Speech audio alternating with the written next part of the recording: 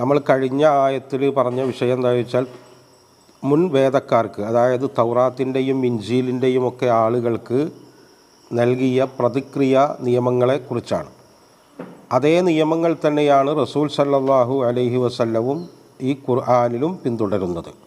എന്നാൽ അതിലൊരു വ്യത്യാസമുള്ളതായിട്ട് നമ്മുടെ പണ്ഡിതന്മാർ പറയുന്നത് ഫമൻ തസദ്ദഖ ബിഹി ഫഹുവ കഫാറത്തുൽ ലഹു എന്ന് പറയുന്ന ഒരു ഓപ്ഷനുണ്ട്. അതായത് ഈ കുറ്റം ചെയ്ത ആളുകൾക്ക്, അതായത് ആക്രമിക്കപ്പെട്ട ആൾക്ക് വേണമെങ്കിൽ ആ കുറ്റവാളിക്ക് പുറത്തു കൊടുക്കാമെന്നുള്ളത്, അതായത് സദഖ ചെയ്യാമെന്നുള്ളത്. അത് മുൻ വേദങ്ങളിൽ ഇല്ലാത്ത ഒരു നിയമമായിരുന്നു ഇത്ര. അത് കണിശമായും നിയമം നടപ്പാക്കുക എന്നല്ലാതെ വിട്ടുവീഴ്ച ചെയ്യുന്നൊരു പരിപാടി അവിടെ ഉണ്ടായിരുന്നില്ല. അത് ഈ ഖുർആനിൽ അധികമായി ഉണ്ടായതാണ് മുസ്ലിമീങ്ങൾക്ക്. ഇനി അതിൻ്റെ ശേഷം മുഹമ്മദുർ റസൂലിൻ്റെ തൊട്ടു മുമ്പുള്ള വേദമായ നബിയായ ഈസാ നബി അലൈഹിസ്സലാമിനെ കുറിച്ചും ഇൻജീലിനെ കുറിച്ചുമാണ് ഇനി പറയുന്നത്. കഫ എന്ന് പറയുന്ന ആ വാക്ക്, അതായത് ആശയത്തിലോ പ്രവർത്തനത്തിലോ ഒരു സംഭവം ഒന്നിനെ പിന്തുടരുന്നതിനാണ് കഫ എന്ന് പറയാം. നാമമായിട്ടത് ഉപയോഗിക്കുമ്പോൾ പെരടി എന്നുള്ള അർത്ഥത്തിലും ഉപയോഗിക്കും കഫ. ഇവിടെ ഈ പിന്തുടരുക, ആശയത്തിലും പ്രവർത്തനത്തിലും പിന്തുടരുക, അതായത് മുൻ പ്രവാചകന്മാരുടെ പാത പിന്തുടരുക. വക്കഫൈന നാം തുടർത്തി, അതാണ് തുടരുക എന്ന് പറയുന്നത്. അല ആസാരിയും, ആസാർ എന്ന് പറഞ്ഞാൽ നമ്മൾ അടയാളം, അല ആസാരിഹിമ കസസ എന്നൊക്കെ പറയുന്നില്ല, ആ ആസാർ, അസരി സുജൂദ് ആസാർ തന്നെയാണ്, അതായത് അടയാളം. മുൻ കഴിഞ്ഞ പ്രവാചകന്മാരുടെ അടയാളത്തിന്മേൽ ഈസ അലൈഹിസ്സലാമിനെ തുടർത്തി. മുസദ്ദിഖൻ ലിമാ ബൈന യദൈഹി, അദ്ദേഹത്തിൻ്റെ മുന്നിൽ തൗറാത്തിൽ നിന്ന് അദ്ദേഹത്തിൻ്റെ മുന്നിൽ അദ്ദേഹം വരുമ്പോഴുണ്ടായിരുന്ന തൗറാത്തിൻ്റെ യഥാർത്ഥ ഭാഗങ്ങളെ സത്യപ്പെടുത്തിക്കൊണ്ടാണ് അദ്ദേഹം വന്നത്. അത് ഏത് പ്രവാചകന്മാരും അങ്ങനെ തന്നെ വരിക. അതായത് മുമ്പുള്ള വേദത്തിൻ്റെ അവശേഷിക്കുന്ന യഥാർത്ഥ ഭാഗങ്ങളെ അവർ കൂട്ടിച്ചേർത്തതോ മാറ്റിമറിച്ചോ ഭാഗങ്ങളല്ല. യഥാർത്ഥത്തിൽ തൗറാത്തിൽ നിന്ന് എന്താണോ ബാക്കിയുണ്ടാവുക ആ ബാക്കി വച്ചതിനെ അവർ സത്യപ്പെടുത്തും, അതായത് യഥാർത്ഥത്തിനെ സത്യപ്പെടുത്തും. അങ്ങനെ സത്യപ്പെടുത്തിയിട്ടാണ് വരിക. ആത്തൈനാഹുൽ ഇൻജീല, അദ്ദേഹത്തിന് നാം ഇൻജീൽ നൽകി. ഫീഹി, ആ ഇൻജീലിലുണ്ട് ഹുദൻ, സന്മാർഗമുണ്ട്, വനൂറുൻ, ആ സന്മാർഗം കാണിക്കാനുള്ള പ്രകാശവുമുണ്ട്. വ മുസദ്ദിഖൻ ലിമാ ബൈന യദൈഹി മിനത്ത് തൗറാത്ത്, തൗറാത്തിൽ നിന്ന് അദ്ദേഹത്തിൻ്റെ മുന്നിലുള്ളതിൻ്റെ സാക്ഷാത്കാരവുമാണ്. ഈ മുസദ്ദിഖൻ എന്ന് പറയുമ്പോൾ രണ്ട് ആശയത്തിലാണ് വരിക, രണ്ടും കൂടിയിട്ട് ഇവിടെ വന്നിട്ടുണ്ട്. ഒന്ന്, മുമ്പുണ്ടായിരുന്ന വേദത്തിൻ്റെ അവശേഷിക്കുന്ന ഭാഗങ്ങളെ സത്യപ്പെടുത്തുക.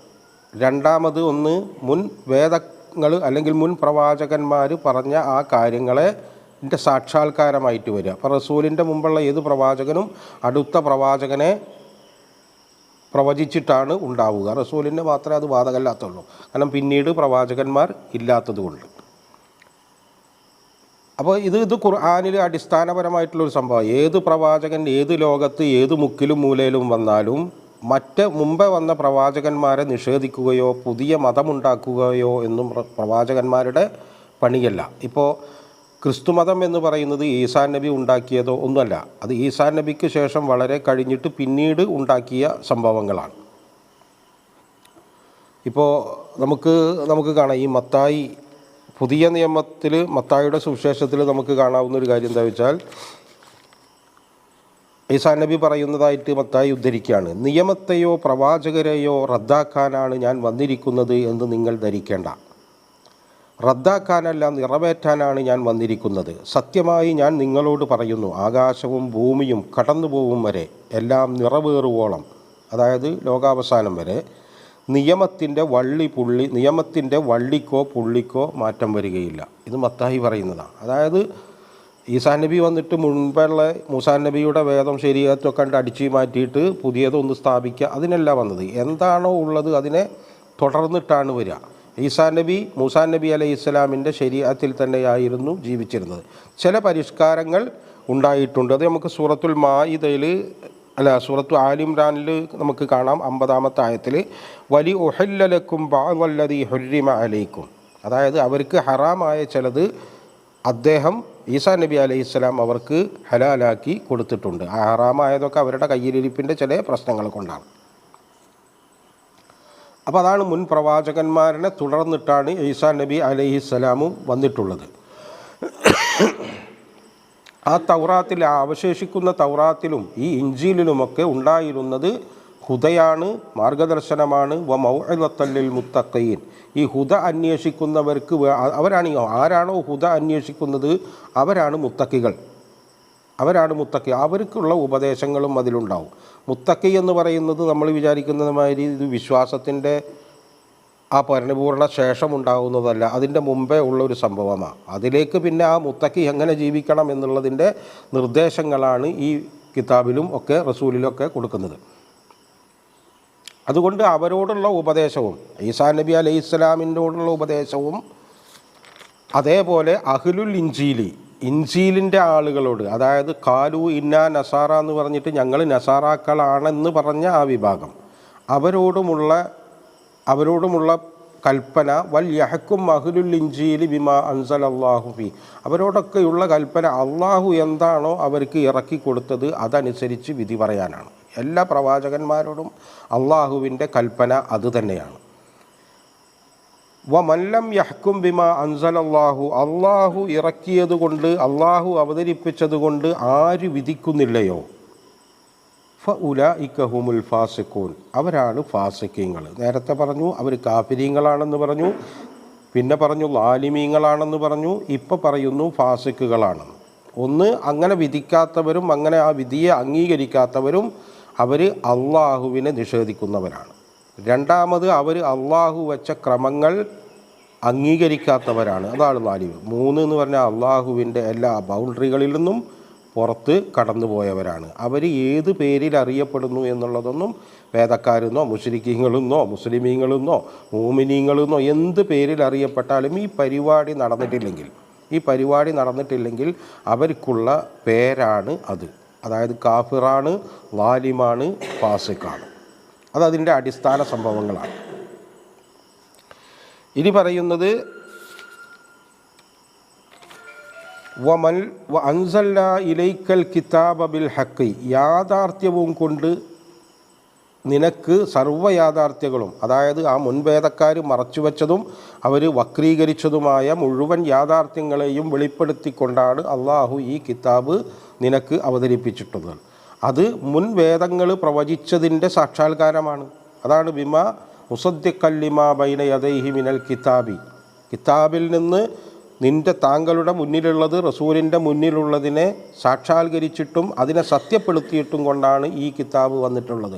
അതുമാത്രമല്ല, ഇത് മുഹൈമിനൻ അലൈഹി, അതിൻ്റെ മേൽ സംരക്ഷണം കവചമൊരുക്കുന്നതാണ്. മുഹൈമിൻ എന്ന് പറഞ്ഞാൽ അള്ളാഹുവിൻ്റെ നാമങ്ങളിലൊന്നാണ്, അൽ മുഅ്മിനുൽ മുഹൈമിൻ. ഇവിടെ ഇത് ഖുർആനിൻ്റെ വിശേഷണമാണ്. ഖുർആനിൻ്റെ വിശേഷണമായിട്ടാണ് മുഹൈമിൻ എന്ന് പറയുന്നത്.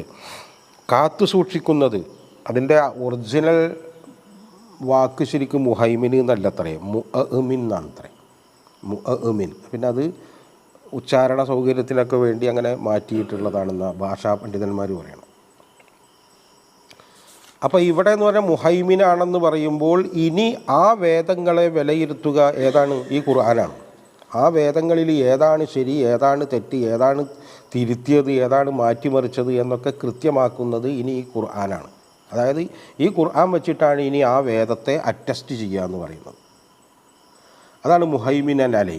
അതുകൊണ്ട് ഫഹക്കും ബൈനഹും ബിമാ അൻസലല്ലാഹ്, ഇനിയുള്ള വിധി എന്ന് പറയുന്നത് അള്ളാഹു ഇറക്കിയ ഖുർആൻ അനുസരിച്ചിട്ടാണ്. ഇനി ആ വേദങ്ങൾക്ക് പ്രസക്തിയില്ല. അത് വെച്ചിട്ട് ഇനി അവർക്കായാലും ആർക്കായാലും വിധിച്ചാൽ പറ്റില്ല. കാരണം എന്താ ചോദിച്ചാൽ അള്ളാഹു സ്വീകരിക്കുകയില്ല. അതാണ്.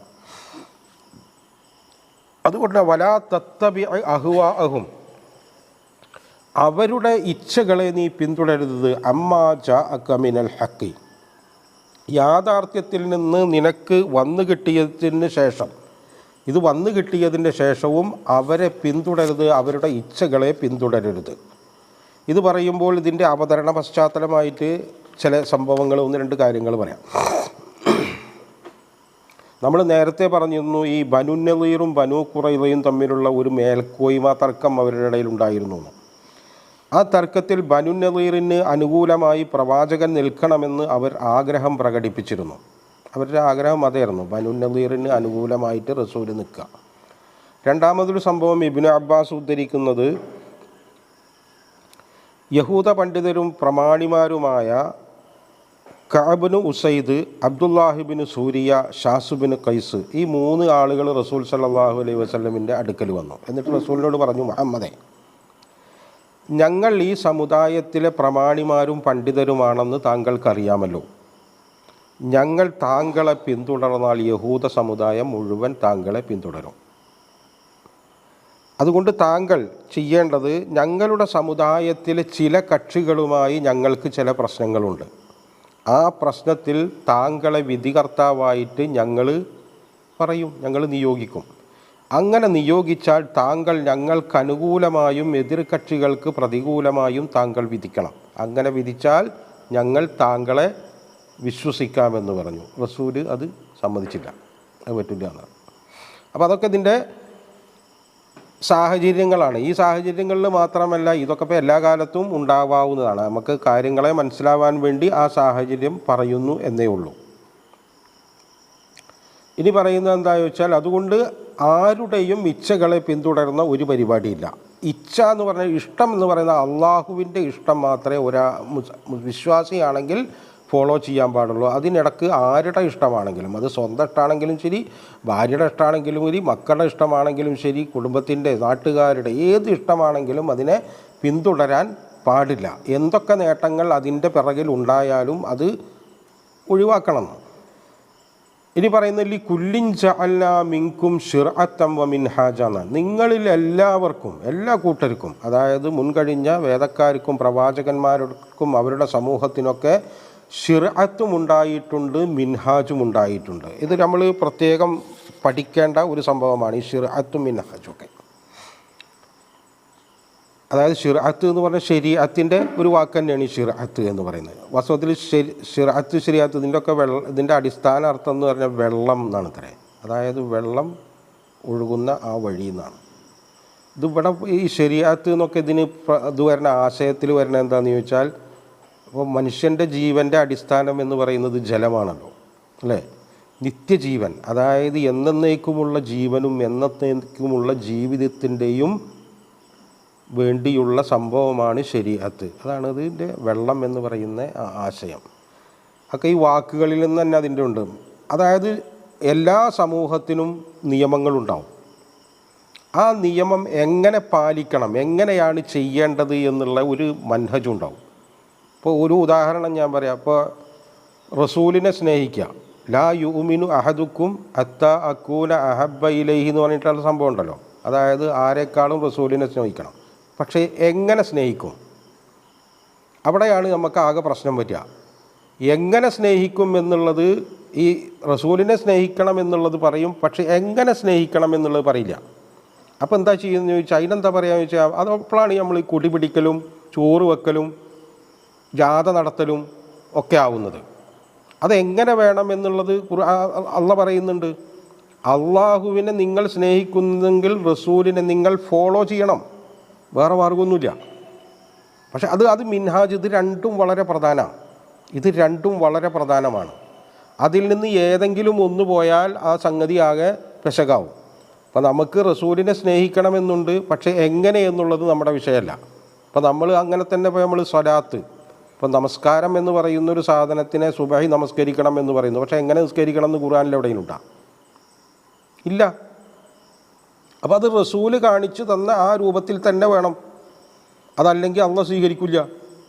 അത് എല്ലാ വിഷയത്തിലും അങ്ങനെ തന്നെയാണ്. എല്ലാ പ്രവാചകന്മാർക്കും അങ്ങനെ ഓരോ നിയമമുണ്ട്. എല്ലാ പ്രവാചകന്മാർക്കും നമസ്കാരം ഉണ്ടാവും, എല്ലാ പ്രവാചകന്മാർക്കും സക്കാത്തും ഉണ്ടാവും. പക്ഷേ അത് എങ്ങനെ ചെയ്യണം എന്നുള്ളതിൽ വ്യത്യാസം ഉണ്ടാവും. അത് കാലത്തിന്, ആ സമൂഹത്തിൻ്റെ പരിഷ്കാരത്തിനൊക്കെ അനുസരിച്ചാണ് ആ സംഭവങ്ങൾ ഉണ്ടാവുക. അതായത് ശരീഅത്ത് നിയമങ്ങളാണെങ്കിൽ മൻഹജ് എന്ന് പറയുന്നത് അതിൻ്റെ പ്രായോഗിക, അത് എങ്ങനെ പ്രയോഗിക്കും എന്നുള്ള സംഭവമാണ്. ഇത് രണ്ടും വിട്ടാൽ പിന്നെ ദീൻ ഉണ്ടാവുകയില്ല. പിന്നെ ഉണ്ടാകുക എന്താണെന്ന് ചോദിച്ചാൽ, നമ്മൾ ഈ പറയുന്ന നമ്മളുടെ അല്ലെങ്കിൽ വേറെ ആരുടെയെങ്കിലും ഇഷ്ടങ്ങളാണ്. അതാണ് പിന്നെ ദീനായിട്ട് നമ്മൾ കൊണ്ട് നടക്കുക. ഇനി അതിൻ്റെ കൂടെ അള്ളാഹ് പറയുന്നൊരു വിഷയം എന്താണെന്ന് ചോദിച്ചാൽ, വലൗ ജാഅക്കും, അല്ല എന്താണ് അങ്ങനെയല്ലേ, വലൗ ഷാ അല്ലാഹു ലജഅലക്കും ഉമ്മത്തൻ വാഹിദ എന്നാണ്. അള്ളാഹു അങ്ങനെ ഉദ്ദേശിക്കുകയായിരുന്നെങ്കിൽ നിങ്ങളെ ഒരൊറ്റ ഉമ്മത്താക്കുമായിരുന്നു. അതായത് മൂസാ നബിയുടെ ശരീഅത്ത് തന്നെ ഈസാ നബിക്കും, അതിൻ്റെ അതേ ശരീഅത്ത് തന്നെ റസൂലിനും ഒക്കെ വേണമെങ്കിൽ അള്ളാഹു അങ്ങനെ ഉദ്ദേശിച്ചിരുന്നുവെങ്കിൽ അങ്ങനെ ആക്കുമായിരുന്നു. പക്ഷെ എന്തുകൊണ്ട് അള്ളാഹ് ഉദ്ദേശിച്ചില്ല? അങ്ങനെ വേണമെന്ന് അങ്ങനെ എന്തുകൊണ്ടായിരുന്നു അള്ളാഹ് ഉദ്ദേശിക്കാതിരുന്നത്? അതാണ് പറയുന്നത്, വലാക്കില്ലിയ ബുലുവക്കും, പക്ഷെ നിങ്ങളെ പരീക്ഷിക്കണം. അതാണ് പരീക്ഷണമാണ്. ഇപ്പം നമ്മളുടെയൊക്കെ ഒരു അടിസ്ഥാന പ്രശ്നം എന്താണെന്ന് ചോദിച്ചാൽ, പ്രവാചകത്വം എന്ന് പറയുന്നത് ഒരു തുടർച്ചയായ സംഗതിയാണ്. പക്ഷെ പ്രവാചകത്തിൻ്റെ പ്രയോഗം എപ്പോഴും അങ്ങനെ ഫുള്ള് തുടർച്ചയല്ല. അപ്പോൾ ഇതിൻ്റെ പ്രശ്നം എന്താ വെച്ചാൽ, നമ്മൾ ശീലിച്ച ഒരു രീതിയിൽ നിന്ന് മാറിപ്പോവുക എന്ന് പറയുന്നത് വളരെ പ്രയാസമുള്ള ഒരു ഏർപ്പാടാണ്. വളരെ പ്രയാസമുള്ള ഒരു ഏർപ്പാടാണ്. അതായത് പൂർവ്വപിതാക്കളുടെ രീതികൾ കൈയൊഴിയാൻ ആളുകൾ വിഷമിക്കുന്നത് അതുകൊണ്ടാണ്. ഈ പൂർവ്വപിതാക്കൾ ഞങ്ങളുടെ വല്യാപ്പ അങ്ങനെയായിരുന്നു, വാപ്പ അങ്ങനെയായിരുന്നു എന്നൊക്കെ പറഞ്ഞിട്ട് അതിൻ്റെ മുകളിൽ പിടിച്ചുകൂടുക, എന്നിട്ട് അതിങ്ങനെ തുടരുക എന്ന് പറയുന്നത് മനുഷ്യൻ്റെ ദൗർബല്യങ്ങളിൽ പെട്ട ഒരു സംഭവമാണ്. അത് വെച്ചിട്ടാണ് അള്ളാഹ് പരീക്ഷിക്കുന്നത്. ആ ദൗർബല്യങ്ങളിൽ നിന്ന് മനുഷ്യൻ മാറണം. മനുഷ്യൻ മാറിയിട്ട് എന്തിലേക്ക് വരണം? റിസാലത്തിൻ്റെ യാഥാർത്ഥ്യത്തിലേക്ക് വരണം. അത് വരാത്തത് കൊണ്ടാണ് മതങ്ങളുണ്ടായത്. ഓരോ പ്രവാചകർക്ക് പുറകെയും ഓരോ മതങ്ങളുണ്ടാവുന്നത് അത് കാരണമാണ്. റിസാലത്തിനെയല്ല അവർ കാര്യമാക്കിയത്. അത് കുറച്ചും കണ്ട് കഴിയുമ്പോൾ എന്ന് വെച്ചാൽ അത് അവരുടേതായി മാറും. ഇപ്പോൾ മൂസാ നബിയുടെ ആളുകൾ ഞങ്ങളുടേത് മൂസാ നബി, അങ്ങളെന്താണോ ചെയ്യണത് അതേ ചെയ്യോ. അത് ഈസാ നബി വരുമ്പോൾ അവർ അംഗീകരിക്കുന്നില്ല. അതായത് റിസാലത്തിനെ അവർ കൃത്യമായി ഫോളോ ചെയ്യുന്നില്ല. ഓരോ നബി വരുമ്പോഴും ആ നബിയെ പിന്തുണക്കുക, അത് വലിയ പരീക്ഷണമുള്ളൊരു ഏർപ്പാടാണ്. കാരണം അതുകൊണ്ടാണ് അവർക്ക് ഖുർആനിൽ പറയുന്നത് ഉലായിക യുഅ്തൗന അജ്റഹും മറത്തൈൻ എന്ന് പറഞ്ഞത്. അവർക്ക് 2 പ്രതിഫലം കൊടുക്കുന്നു. ആർക്ക്? ഈ ഈ ഈ റെയിൽവേയിലെ ഇത് മാറുന്നത് പോലെ അതൊരു പ്രയാസകരമായ ഘട്ടമാണ്. അപ്പോൾ ആ മാറുന്ന ഘട്ടത്തിൽ ആ ഘട്ടത്തിലുള്ള ആളുകൾക്ക് അള്ളാഹ് 2 പ്രാവശ്യം പ്രതിഫലം കൊടുക്കുന്നു അറിയുന്നുണ്ട്. ഉലായിക യുഅ്തൗന അജ്റഹും മറത്തൈൻ. കാരണം അത്രയും പ്രയാസകരമായ ഒരു സംഭവമാണ് ആ സംഭവം. അപ്പോൾ അതുകൊണ്ടാണ് ആ 2 പ്രാവശ്യം പ്രതിഫലം കൊടുക്കുന്നത് അറിയുന്നത്. ഇപ്പം നമുക്ക് വേറെയും കാണാം. ഇപ്പം കിബില മാറ്റത്തെക്കുറിച്ച് പറയുന്നിടത്ത് ഖുർആൻ ഈ ആശയം പറയുന്നുണ്ട്. വമാൽ ജഅൽനൽ ഖിബ്ലത്തല്ലത്തി കുൻത അലൈഹ ഇല്ലാ ലിനഅലമ മൻ യത്തബിഉർ റസൂല മിമ്മൻ യൻഖലിബു അലാ അഖബൈ. സൂറത്തുൽ ബഖറ 143. അവിടെ പറയുന്നത് ഈ കിബിലയെ നാം ആക്കിയിട്ടില്ല നിങ്ങളായിരുന്ന ഈ കിബിലയെ, ഇല്ലാ ലിനഅലമ നമുക്കറിയണം, മൻ യത്തബിഉർ റസൂല റസൂലിനെ ആരാണ് പിൻപറ്റുക, അതോ വമൻ യൻഖലിബു മിമ്മൻ അഖബൈ മടമ്പും കാലുമ്പോൾ കിടന്ന് കെട്ടിത്തിരിയുമെന്ന്. അതായത് അറബ് ദേശീയത എന്ന് പറയുന്ന അല്ലെങ്കിൽ ആ മക്ക എന്ന് പറയുന്ന അവരുടെ ആ ദേശീയതയുടെ ഒപ്പാണോ നിൽക്കുക, അതോ റസൂല് പറഞ്ഞ ബൈത്തുൽ മുഖദ്ദസിലേക്ക് തിരിയുമോ, ഇങ്ങോട്ട് തിരിയാൻ പറഞ്ഞാൽ ഇങ്ങോട്ട് തിരിയുമോ? ഇതാണ് റസൂലിനെ ഫോളോ ചെയ്യുമെന്നാണോ നോക്കേണ്ടത്, അതാ ഞങ്ങൾ പാരമ്പര്യത്തിൻ്റെ കൂടെയാണോ നിൽക്കുകയാണ്. പാരമ്പര്യത്തിൻ്റെ കൂടെ നിൽക്കുമ്പോൾ അതൊരു മതമായി മാറും. റസൂലിനെ ഫോളോ ചെയ്യുമ്പോഴോ അതൊരു കണ്ടിന്യൂ പരിപാടിയായി അവസാനം റസൂലിലെത്തി നിൽക്കും. ഇതാണ് അള്ളാഹ് അവിടെ പരീക്ഷിക്കുന്നതെന്നാണ് പറയുന്നത്. അതാണ് ശരി. നമ്മുടെയൊക്കെ പ്രശ്നം ഇപ്പോൾ അതാ. നമ്മളുടെയൊക്കെ പ്രശ്നം അതാ. നമ്മളുടെ നാട്ടുകാർ അല്ലെങ്കിൽ നമ്മളെ കൊണ്ടു നടന്ന സംഭവങ്ങൾ, വാപ്പ വല്യാപ്പ തറവാട്ടുകാർ, ഈ വണ്ടിമലയുടെ മുകളിൽ വീടുന്ന് കുടുങ്ങും നമ്മൾ. അള്ളാഹ് എന്താ പറഞ്ഞത്, റസൂൽ എന്താ പറഞ്ഞത്? റിസാലത്തിനെ ഫോളോ ചെയ്യുന്ന കാര്യത്തിൽ നമ്മൾ റസൂലിൻ്റെ പേരൊക്കെ പറഞ്ഞ് ഭയങ്കര പാട്ടും ബഹളമൊക്കെ ഉണ്ടാവും. പക്ഷേ ഈ റസൂലിനെ ഫോളോ ചെയ്യുക എന്ന് പറയുന്നത്, റിസാലത്തിനെ ഫോളോ ചെയ്യുക എന്ന് പറയുന്ന അടിസ്ഥാന സംഭവത്തിൽ നിന്ന് നമ്മൾ മാറി നമ്മൾ നമ്മുടെ ശീലങ്ങളെയും ആചാരങ്ങളെയും പിന്തുടരും. അതുകൊണ്ട് തന്നെ നമ്മൾ എന്താ വെച്ചാൽ നിരവധി കക്ഷികളായി മാറുന്നു. ഓരോരുത്തർക്കും അവരവരുടെ സംഘടന അല്ലെങ്കിൽ അവരവരുടെ ശൈഖന്മാർ പറഞ്ഞ ആ സംഭവത്തിൻ്റെ പിന്നാലെ കൂടുന്നു. റസൂലിൻ്റെ പിന്നാലെ കൂടുക എന്ന് പറഞ്ഞാൽ ഖുർആനിലേക്കും സുന്നത്തിലേക്കും റസൂലിൻ്റെ ചര്യയിലേക്കും മടങ്ങുക എന്ന് പറഞ്ഞാൽ എല്ലാ പ്രശ്നങ്ങൾക്കുള്ള പരിഹാരമാണ്. എല്ലാ പ്രശ്നങ്ങളും പരിഹരിക്കപ്പെടും. പക്ഷേ അതിലേക്കാരും വരില്ല. നിങ്ങൾ ചെയ്യേണ്ടത് പറയാം. ഇതൊക്കെ വലിയ ഈ സംഘടന എന്നൊക്കെ പറയുന്ന അല്ലെങ്കിൽ കാര്യങ്ങൾ ചെയ്യുമ്പോൾ വലിയ അടിസ്ഥാനപരമായിട്ട് വലിയ സംഭവങ്ങളിലേക്കാണ് ഈ നമ്മൾ പറയാം. നിങ്ങൾ ചെയ്യേണ്ടതെന്ന് വെച്ചാൽ ഈ പൂർവികരുമായിട്ട് കട്ടിപിടി കൂടിയിട്ട് നേരം കളയലല്ല. ഈ പൂർവികത്തിൻ്റെ പിന്നാലെ അല്ലെങ്കിൽ ഈ പാരമ്പര്യത്തിൻ്റെ പിന്നാലെ നടക്കുന്ന ആളുകളുമായിട്ട് തർക്കവിതർക്കങ്ങൾ നടത്തി പല വർത്തമാനങ്ങളും നടത്തി കടിപിടി കൂടി നേരം കളയരുത്. നിങ്ങളെന്താ ചെയ്യണമെന്ന് വെച്ചാൽ ഫസ്തബിഖുൽ ഖൈറാത്ത് എന്നാണ്. ഈ ഖൈറാത്ത് പറയുമ്പോൾ ഇവിടെ എന്താ അള്ളയും റസൂലും എന്താണോ ചെയ്യാൻ പറഞ്ഞത് അക്കാര്യങ്ങളുമായി മുന്നേറുക എന്ന്. നിങ്ങൾക്ക് അതായത് മറ്റുള്ളവർ ഉണ്ടാക്കി തരുന്ന അജണ്ട അനുസരിച്ചല്ല മുസ്ലിമീങ്ങൾ പ്രവർത്തിക്കേണ്ടത്. അപ്പോൾ നമ്മുടെ നാട്ടിലും നമ്മുടെ ലോകത്തും ഒക്കെ ഉണ്ടാകുന്നതാണ്. മറ്റുള്ളവർ ഉണ്ടാക്കി തരുന്ന അജണ്ടകളുടെ പിന്നാലെയാണ് നമ്മൾ. എന്നിട്ട് അതിന് മറുപടി പറഞ്ഞിട്ടും അങ്ങോട്ട് പറഞ്ഞിട്ടും ആയിട്ട് നമ്മളിങ്ങനെ നമ്മുടെ സമയവും ഊർജ്ജവും കളയുന്നു. വാസ്തവത്തിൽ നമ്മളതല്ല ചെയ്യേണ്ടത്. നമ്മളോട് എന്താണോ അള്ളാഹു പറഞ്ഞത് അതനുസരിച്ച് മുന്നേറുകയാണ്. അപ്പോഴേ നമുക്ക് നമ്മുടെ നിലപാടുണ്ടാവുള്ളൂ. അല്ലെങ്കിൽ നമ്മുടെ പ്രവർത്തനം എന്താണെന്ന് മറ്റുള്ളവരാ തീരുമാനിക്കുക. അവരൊരു സാധനം ഇട്ടാൽ നമ്മൾ അതിൻ്റെ മുകളിൽ പോയി പിടിച്ചോളും. അതായത് ചൂണ്ടട്ട് കൊടുക്കുന്നത് പോലെയാണ്. പിന്നെ നമ്മൾ അതിൻ്റെ മുകളിൽ തർക്കമായി കുതർക്കായി അങ്ങനെയല്ല ചെയ്യേണ്ടത്. നമ്മൾ ചെയ്യേണ്ടത് നമ്മളുടെ പണിയായിട്ട് മുന്നോട്ട് പോകണം. ഏതൊരു തത്വമായാലും ആ തത്വം എത്ര മഹത്തരമായാലും ആ തത്വത്തിന് ഒരു പ്രയോഗമുണ്ടാവും. ആ പ്രയോഗത്തെ ഒഴിച്ചു നിർത്തിയാൽ പിന്നെ ആ തത്വം കടലാസിലേ ഉണ്ടാവുള്ളൂ. നമ്മൾ ഈ തത്വങ്ങളെ എങ്ങനെ പ്രയോഗിക്കാം എന്നുള്ളത് റസൂൽ നമുക്ക് കാണിച്ചു തന്നിട്ടുണ്ട്. അതിൻ്റെ ഏറ്റവും അടിസ്ഥാന സാധനമാണ് സംഘടിത നമസ്കാരം. സംഘടിത നമസ്കാരത്തിന് നമ്മൾ എത്രമാത്രം പ്രാധാന്യം കൊടുക്കുന്നുണ്ടോ അതിനനുസരിച്ച് ഇനി ബാക്കിയുള്ളതും നടക്കുള്ളൂ. സംഘടിത നമസ്കാരത്തിന് നമ്മളൊരു പ്രാധാന്യം കൊടുക്കുന്നില്ലെങ്കിൽ ബാക്കിയുള്ള പ്രയോഗങ്ങളും നമ്മളെ കൊണ്ട് സാധ്യമാവില്ല. അത് നമ്മുടെ കയ്യിൽ നിന്ന് പോയാൽ പിന്നെ ബാക്കിയുള്ളതൊക്കെ കുറേ പോയി എന്നാണ് അതിൻ്റെ അർത്ഥം. അതുകൊണ്ട് സംഘടിത നമസ്കാരം എന്ന് പറയുന്നതിന് വലിയ പ്രാധാന്യം കൊടുക്കണം. അതിനനുസരിച്ച് ബാക്കിയുള്ളത് അതിൻ്റെ മുകളിൽ പൊട്ടിമുളച്ച് വരും. നമ്മളെപ്പോഴെങ്കിലും നേരം കിട്ടുമെങ്കിൽ അങ്ങനെയല്ല, നേരം കിട്ടുമെങ്കിൽ നോക്കുക എന്നുള്ളതല്ല. ഇതിന് ഏറ്റവും ഒന്നാമത്തെ പ്രാധാന്യം കൊടുക്കണം. അങ്ങനെ പ്രാധാന്യം നമ്മൾ കൊടുക്കുമ്പോൾ അതിനനുസരിച്ച സാഹചര്യങ്ങൾ നമുക്ക് ഉണ്ടാക്കി തരുമെന്നുള്ളതാണ്. അല്ലാതെ നമ്മുടെ സാഹചര്യം നമ്മൾ തീരുമാനിച്ചിട്ട് അങ്ങനെയല്ല വരേണ്ടത്. വലാക്കില്ലി യബുലുവക്കും ഫീമാത്താക്കും ഫസ്തബിക്കുൽ ഖൈറാത്ത്. അതുകൊണ്ട് നന്മകളിൽ നിങ്ങൾ അള്ളാഹു കൽപ്പിച്ച റസൂല് പറഞ്ഞ ഈ മാർഗത്തിലൂടെ ആ പണി ചെയ്തുകൊണ്ട് നിങ്ങൾ മുന്നേറണം. ഇലല്ലാഹി മർജിഉക്കും ജമീഅ.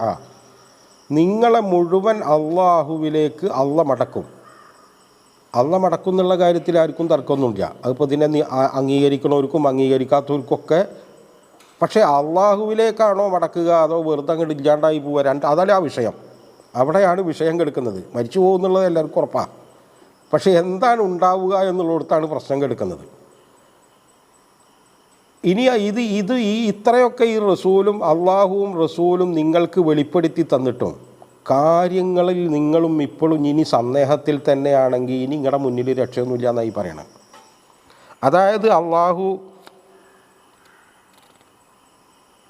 പറയുന്നൊരു സംഭവം എന്താ വെച്ചാൽ വമാ കാനല്ലാഹു ലിയുത്ലിഅക്കും അലൽ ഗൈബി വലാകിന്നല്ലാഹ യജ്തബി മിർ റുസുലിഹി മൻ യശാ എന്നാണ്.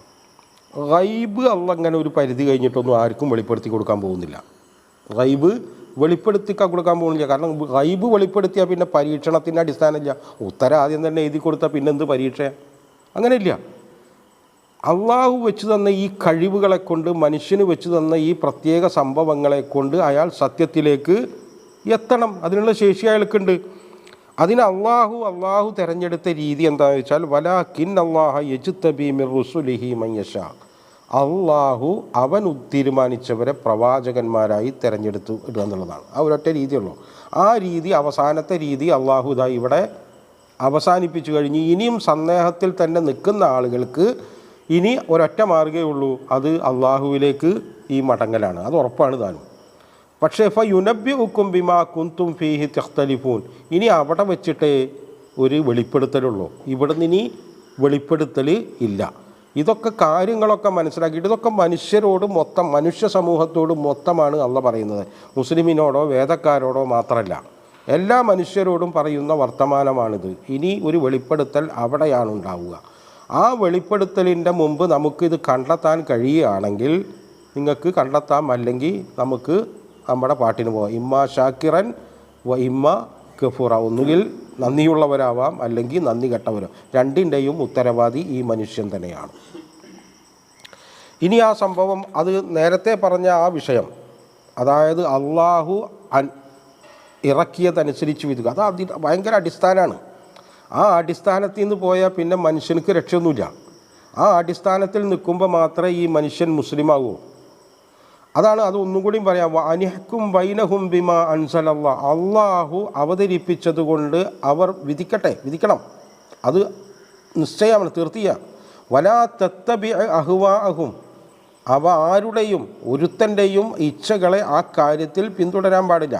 അള്ളാഹുവിൻ്റെ പ്രീതി എന്നല്ലാതെ ഒറ്റ പോയിൻ്റ് പാടില്ല. വഹ്ദർഹും, അവരെക്കുറിച്ച് നീ ജാഗ്രതയുള്ളവരാവണം.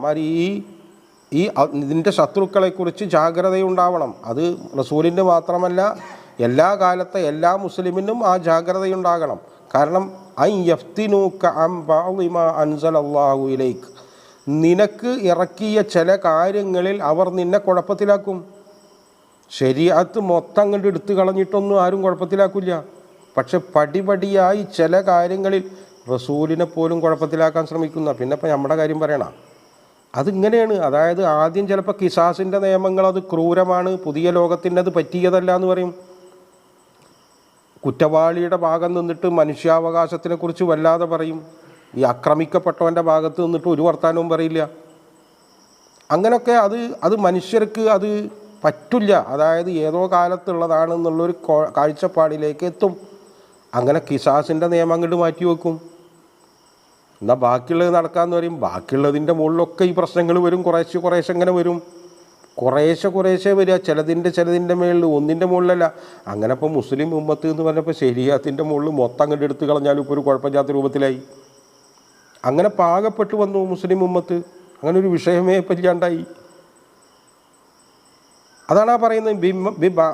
അൻ ബഅദി മാ അൻസലല്ലാഹു ഇലൈക ഫഇൻ തവല്ലൗ, അവർ പിന്തിരിഞ്ഞു പോവുകയാണെങ്കിൽ ഫഅലം, നീ അറിയണം, അന്നമാ യുരീദുല്ലാഹു അൻ യുസീബഹും ബിബഅദി ദുനൂബിഹിം, ഇതിനൊക്കെ വിട്ട് ഈ പോകുന്ന ആളുകൾ, അത് എത്ര കൂടുതലുണ്ടായാലും എത്ര വലിയ ജനമാണെങ്കിലും ഒക്കെ അതിനെയൊന്നും വല്ലാതെ പരിഗണിക്കേണ്ടെന്നാണ് പറയുന്നത്. അവരവരുടെ പാട്ടിന് വിട്ടോളൂ.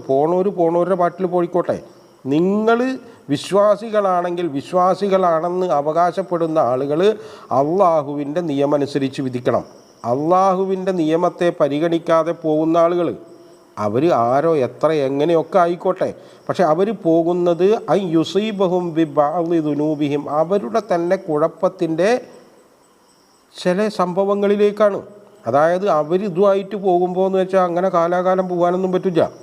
അവർ ഈ പോകുമ്പോൾ ഇതിനൊരു വിധിയുണ്ട്. ഏതൊരു സംഭവത്തിനും അതിൻ്റെ എൻഡിലൊരു വിധി ഉണ്ടാവും. ആ വിധിയിലേക്ക് അത് പോവുള്ളൂ. അപ്പോൾ അവർ അള്ളാഹുവിൻ്റെ നിയമങ്ങളൊക്കെ വിട്ട് അതിനെതിരൊക്കെ വാദിച്ച് തർക്കിച്ച് ഒക്കെ പോകുമ്പോൾ അവർ ആ വിധിയുടെ അത് കൊണ്ടുവരുന്ന കുഴപ്പത്തിലേക്കാണ് പോകുന്നത് എന്ന് നീ മനസ്സിലാക്കിയാൽ മതിയെന്ന്. അങ്ങനെ നീ മനസ്സിലാക്കണം. അല്ലാതെ അത് നമ്മളെ ആകെ തകർക്കുന്നൊന്നും വിചാരിക്കണ്ട. കാരണം ഈ ഇസ്ലാം എന്ന് പറയുന്നത് ലോകത്തെ അതിൻ്റെ സമാധാനം കാര്യമൊക്കെ കൊണ്ടുവരിക എപ്പോഴാണെന്ന് ചോദിച്ചാൽ ഇസ്ലാമിനെ ജനങ്ങൾ ഏറ്റെടുക്കുമ്പോഴാണ്. അത് മുസ്ലിമീങ്ങൾ മാത്രം വിചാരിച്ചാൽ നടക്കുന്ന ഒരു ഏർപ്പാടല്ല. മുസ്ലിമീങ്ങൾ മാത്രം വിചാരിച്ചു എന്നുള്ളത് കൊണ്ട് അത് നടക്കില്ല. ഇപ്പം നൂഹ് നബി അലൈഹിസ്സലാമിനെ പോലുള്ള പ്രവാചകന്മാർ 950 കൊല്ലം മെനക്കെട്ടിട്ട് അങ്ങനെ ഒരു സിസ്റ്റം സ്ഥാപിക്കാൻ കഴിഞ്ഞത് ആരുടെ കുഴപ്പമാണ്? നൂഹ് നബിയുടെ കുഴപ്പമായിരുന്നോ? അല്ല, ജനങ്ങളുടെ കുഴപ്പമാണ്. ജനങ്ങളത് ഏറ്റെടുത്തില്ല. അതേ സമയത്ത് റസൂലിൻ്റെ സഹാബത്ത് ജനങ്ങൾ അത് ഏറ്റെടുത്തു, അത് വിജയിച്ചു. അപ്പോൾ അത് എന്ന് പറയുന്നത് അതല്ല വിഷയം.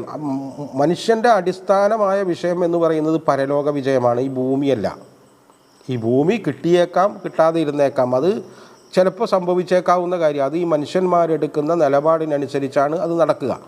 എന്നാൽ പരലോകം എന്ന് പറയുന്നത് ലക്ഷ്യം വെക്കാവുന്നതും അത് നിർബന്ധമായി കിട്ടേണ്ടതും ആണ്. അപ്പോൾ അതിനു വേണ്ടിയാണ് മനുഷ്യൻ, അതായത് വിശ്വാസി പണിയെടുക്കുന്നത് അതിനു വേണ്ടിയാണ്. ഏത് കാലത്തും എവിടെയും. ഇന്ന കസീറൻ മിനൻ നാസി ലഫാസിഖൂൻ, നാസിൽ ജനങ്ങളിൽ അധികവും ഫാസിക്കുകളായിരുന്നു. ഏത് ഫാസിക്ക്? നമ്മൾ വിചാരിക്കേണ്ട കള്ളുടുക്കി കൊലപാതകം നടത്തുന്ന ആളുകൾ. അള്ളാഹ് പറഞ്ഞതനുസരിച്ച് വിധി സ്വന്തം ജീവിതത്തിലും പൊതുസമൂഹത്തിലും നിയമത്തിലും സാംസ്കാരിക ജീവിതത്തിലും സാമ്പത്തിക ജീവിതത്തിലും ഒക്കെ നടപ്പാക്കാത്ത, അത് വ്യക്തിയാണെങ്കിലും സമൂഹമാണെങ്കിലും അവരെയാണ് ഇപ്പോൾ ഈ ഫാസിക്ക് എന്ന് പറയുന്നത്. അല്ലാതെ കൊന്നു നടക്കുന്ന, കള്ളുടിച്ച് നടക്കുന്ന അങ്ങനത്തെ ആളുകളല്ല. ഇത് അള്ളാഹുവിൻ്റെ വിധി നടപ്പാക്കാത്ത ആളുകളെയാണ് ഈ ഫാസിക്ക്. അത് ജനങ്ങളിൽ ഏറിയ കൂറും ഏത് കാലത്തും അങ്ങനെ തന്നെ ആയിരുന്നു എന്നാണ്. ഇനി ചോദിച്ച് അഫഹുക്കുമൽ ജാഹിലിയ്യത്തി യബ്ഗൂൻ, ഇതാണ് ജാഹിലിയത്ത്. ഈ അള്ളാഹ് വിധിച്ചതിനനുസരിച്ച് വിധി കൽപ്പിക്കാത്ത ഈ സംഭവത്തെയാണ് നമ്മൾ ജാഹിലിയത്ത്. നമ്മൾ ജാഹിലിയ കാലഘട്ടം എന്ന് പറയുമ്പോൾ ഒരു 6-ാം നൂറ്റാണ്ട് അങ്ങനെയൊക്കെയാണല്ലോ നമ്മൾ പറയാം. പക്ഷേ ഇതൊരു കാലഘട്ടത്തിൻ്റെ വിഷയമല്ല. ഈ ജനങ്ങളുള്ള ഏത് കാലഘട്ടവും ഇങ്ങനെ തന്നെയാണ്. അപ്പോൾ അതിൻ്റെ അർത്ഥം എന്താണെന്ന് ചോദിച്ചാൽ, ഒരർത്ഥത്തിൽ ഈ ജാഹിലിയത്തിൽ തന്നെയാണ് നമ്മൾ ഉള്ളത് എന്നാണ്. കാരണം നമ്മളാരും അള്ളാഹ് പറഞ്ഞതിനനുസരിച്ച്, റസൂല് പറഞ്ഞതിനനുസരിച്ചല്ല നമ്മുടെ മുഴുവൻ ജീവിതവും സെറ്റപ്പ് ചെയ്യുന്നത്. അങ്ങനെ ഒരു സിസ്റ്റം തന്നെ നമ്മളിൽ നിന്ന് എത്രയോ എടുത്തു പോയിരിക്കുന്നു. അതൊക്കെ ഉണ്ടായി വരേണ്ടി വരും. അവർക്ക് വേണ്ടത് ഈ ജാഹിലിയത്താണോ എന്നാണോ ചോദിക്കണത്. എന്നിട്ട് പറയാം, വമൻ അഹ്സനു മിനല്ലാഹ്, അള്ളാഹുവിനേക്കാൾ നല്ലത് ആരാണ്, ഹുക്മൻ, ഈ വിധി നൽകാൻ. ഒന്ന് അള്ളാഹുവിൻ്റെ ജ്ഞാനമാണ്. അള്ളാഹു സ്രഷ്ടാവാണ്. ആ സ്രഷ്ടാവ് ആ സൃഷ്ടിയെ സംബന്ധിച്ച ജ്ഞാനമനുസരിച്ചാണ് അള്ളാഹു നൽകുന്ന വിധി. നമ്മൾ അതിപ്പോൾ ഏത് ബുദ്ധിജീവി നൽകിയാലും ആര് നൽകിയാലും, നമ്മൾ എന്ന് പറഞ്ഞാൽ നമ്മൾ ഒന്നിനെക്കുറിച്ചും പരിപൂർണമായി ഒരു ജ്ഞാനവും ഇല്ലാത്തവരാ. ഒന്നിനെക്കുറിച്ചുമില്ല, അയാളെക്കുറിച്ചുമില്ല, സമൂഹത്തെക്കുറിച്ചുമില്ല, ലോകത്തെക്കുറിച്ചുമില്ല, ഒന്നിനെക്കുറിച്ചുമില്ല. നമുക്കുള്ള എന്താണെന്ന് ചോദിച്ചാൽ ചില ഭാവനകൾ, ചില സ്വപ്നങ്ങൾ, അങ്ങനത്തെ സംഭവം. അത് വെച്ചിട്ടാണ് നമ്മൾ നിയമങ്ങൾ ഉണ്ടാക്കുന്നത്. അത് വെച്ചിട്ടാണ് നമ്മുടെ പ്രതീക്ഷകൾ അല്ലെങ്കിൽ നമ്മുടെ ആഗ്രഹങ്ങൾ അങ്ങനെ ആയേക്കാം. ഒരു 10-100 കൊല്ലം കഴിഞ്ഞിട്ട് ഈ നിയമമുണ്ടാക്കിയ ആളോട് ഇത് ഇങ്ങനെയെന്ന് ചോദിക്കാൻ പോലും നമുക്ക് പറ്റില്ല. കാരണം മൂപ്പര് തടിയെടുത്തിട്ടുണ്ടാവും. പിന്നെ ആരോട് ചോദിക്കും? ഇപ്പോൾ മാർക്സിനോട് പോയിട്ട് മാർക്സ് പറഞ്ഞതിൽ എന്തെങ്കിലും തെറ്റുണ്ടെങ്കിൽ നമുക്ക് മാർക്സിനോട് ചോദിക്കാൻ പറ്റുമോ? ഇല്ല, നമുക്ക് ചോദിക്കാൻ പറ്റില്ല.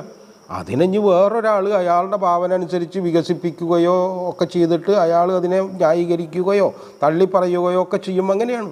പക്ഷെ അള്ളാഹു എന്ന് പറയുന്ന ആ സംഭവത്തിൻ്റെ ആ ജ്ഞാനമൊന്നും ആര് വിധി നൽകുന്നതിലുമില്ല. അതാണ് ജാഹിലിയത്തായ വിധി എന്ന് പറയുന്നത്. അത് ഏത് കാലത്തും അത് ജാഹിലിയത്താണ്. അള്ളാഹു നൽകിയ വിധിയേക്കാൾ നല്ലത് ഒരു വിശ്വാസിക്ക് ഒരിക്കലും അങ്ങനെ ഒരു സന്ദേഹമേ ഉണ്ടാവില്ല. ഒരു വിശ്വാസിയെ സംബന്ധിച്ചിടത്തോളം അള്ളാഹുവിനേക്കാൾ നല്ല വിധികർത്താവ്, അതാണല്ലോ സൂറത്തു തീനിൽ അവസാനം പറയുന്നത്, അഹ്കമിൽ ഹാക്കിമീൻ എന്ന് പറയുന്നത്. അങ്ങനെ ഒരു സംഭവം ഉണ്ടാവില്ല. പക്ഷേ നമ്മുടെ പ്രശ്നം എന്താണെന്ന് ചോദിച്ചാൽ, അധിക ജനത്തിൻ്റെയും പ്രശ്നം എന്ന് വെച്ചാൽ ഈ ലിഖൗമി യൂഖിനൂനല്ല എന്നുള്ളതാണ്. ദൃഢബോധ്യമില്ല അള്ളാഹുവിനെക്കുറിച്ച് എന്നുള്ളതാണ്. അള്ളാഹുവിനെക്കുറിച്ച് ദൃഢബോധ്യം, അള്ളാഹുവിനെക്കുറിച്ചൊരു ധാരണ അല്ലെങ്കിൽ ഒരു കേട്ടുകേൾവി ഒക്കെ ഉണ്ടാവും. പക്ഷേ അള്ളാഹുവിനെക്കുറിച്ച് ദൃഢബോധ്യം എങ്ങനെയാണ് ഈ ദൃഢബോധ്യം ഉണ്ടാകുക? ദൃഢബോധ്യം എങ്ങനെയാണ് ഉണ്ടാവുക? ദൃഢബോധ്യം ഉണ്ടാവാൻ ഒരു മാർഗമേ ഉള്ളൂ. അത് അള്ളാഹുവിൻ്റെ ഈ കിതാബാണ്. ഒന്ന് ഖുർആനാണ്, മറ്റൊന്ന് പ്രവാചകനാണ്. ഈ 2 പോയിന്റിൽ കിടന്നിട്ടല്ല നോക്കിയാലല്ലാതെ ഈ പ്രവാചകന്മാർ അള്ളാഹുവിനെക്കുറിച്ച് എന്താണോ പഠിപ്പിച്ചത് അത് മനസ്സിലാക്കാതെ ആർക്കും ദൃഢബോധ്യം ഉണ്ടാവുകയില്ല എന്നുള്ളത് അടിസ്ഥാനമായൊരു സംഭവമാണ്.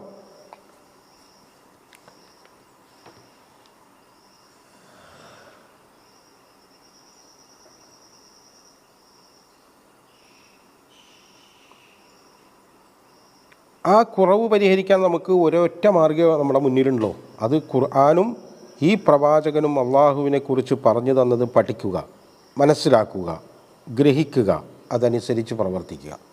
വെറും ഭൗതികമായൊരു ഏർപ്പാട് കൊണ്ടും ഈ യക്കീന് കിട്ടില്ല.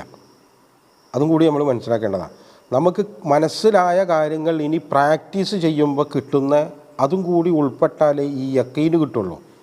ഇത് വെറും കേവലമായ ഒരു ബോധ്യമല്ല ഈ യക്കീൻ എന്ന് പറയുന്നത്. യക്കീൻ എന്ന് പറയുന്നത് അതിൻ്റെ ഏറ്റവും തലപ്പത്ത് കിടക്കുന്ന സംഭവമാണ്. അങ്ങനെ യക്കീന് കിട്ടണം നമുക്ക്. ആ യക്കീന് കിട്ടണമെങ്കിൽ അതിൻ്റെ ഈ പ്രവർത്തനം വളരെ പ്രധാനമായിട്ടുള്ള ഒരു സംഭവമാണ്. ഈ പ്രവാചകനും ഈ ഖുർആനും നമ്മളും ഇതിലേക്കാണ് ഈ മനുഷ്യ സമൂഹത്തെ ക്ഷണിക്കുന്നത്. അത് തന്നെയാണ് നമ്മൾ ചെയ്യേണ്ടതും. മനുഷ്യൻ എന്ന നിലയിൽ മനുഷ്യൻ എന്ന നിലയിൽ എല്ലാവരും സഹോദരങ്ങളാണ്. അത് ഹിന്ദു ആയാലും കൊള്ളാം, ക്രിസ്ത്യാനിയായാലും കൊള്ളാം, ജൂതനായാലും കൊള്ളാം, ഒക്കെ. കാരണം ഒക്കെ ആദം നബി അലൈഹിസ്സലാമിൻ്റെയും ഇണയുടെയും സന്താന പരമ്പരകളാണ്. അപ്പോൾ അതിൻ്റെ അർത്ഥം എന്താ ചോദിച്ചാൽ, നമ്മൾ എല്ലാ സംഭവങ്ങളും ഒരേപോലെ എത്തി നിൽക്കുന്നത് ഒരൊറ്റ മുരടിലാണ്. അതിൻ്റെ ആ അടിസ്ഥാനത്തിൽ മനുഷ്യ സമൂഹം എന്ന് പറയുന്നത് സഹോദരങ്ങളാണ്. ഒരേയൊരു സമൂഹവും ഒരേയൊരു സ്രഷ്ടാവും. അതാണ് അടിസ്ഥാനം എന്ന് പറയുന്നത്. ഒരേ ഒരു സമൂഹം, ഒരേ ഒരു സ്രഷ്ടാവ്.